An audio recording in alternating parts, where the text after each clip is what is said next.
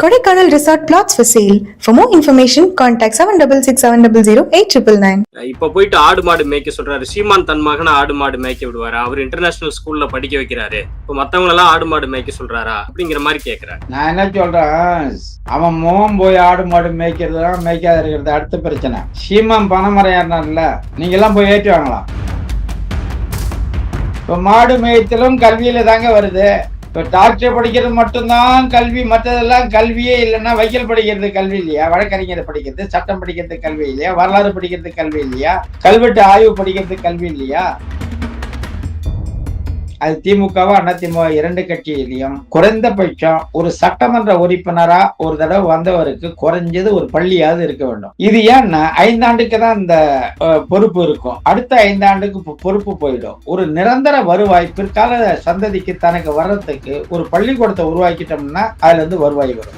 இதுல இந்த சட்டமன்ற உறுப்பினர் இருந்து அமைச்சரா போனவங்க, நாடாளுமன்ற உறுப்பினர், மத்திய அமைச்சரா போனவங்களுக்கெல்லாம் கல்லூரியா மாறுது. பள்ளி கல்லூரி மருத்துவக் கல்லூரி. அதுக்கு மேல வளர்ச்சி அடையும் பொழுது அது மருத்துவமனையா மாறுது.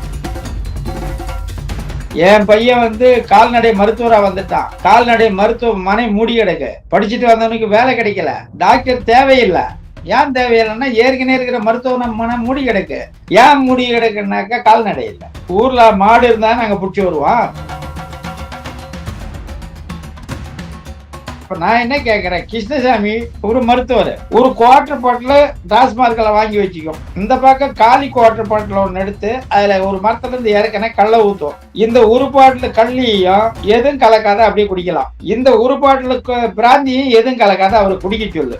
இந்த ஒரு பாட்டில குவார்டர் பாட்டில ரெண்டுக்கும் ஒரே அளவு தான் கொடுக்குறோம். ஒரு குவார்டர் தான், கல்லும் குவார்டர், பிராந்தியும் குவார்டர்ல. இதுல அவன் உடலுக்கு கேடு விளைவிக்கிறது எது கூடுதலா இருக்குன்னு பாரு.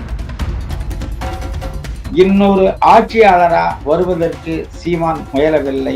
தமிழக அரசியலேயே சமூக நிலையையே மாற்றக்கூடிய நிலை, இன்றைய இருக்கிற சமூக நிலையை முற்றிலும் மாற்றி தற்சார்பு நிலையில் ஒரு மனிதன் கையேந்த கூடாது. அவனுடைய உழைப்பில் அவன் வாழணும். அடுத்தவன் ஒருபோதும் கையேந்தி நிற்க கூடாது.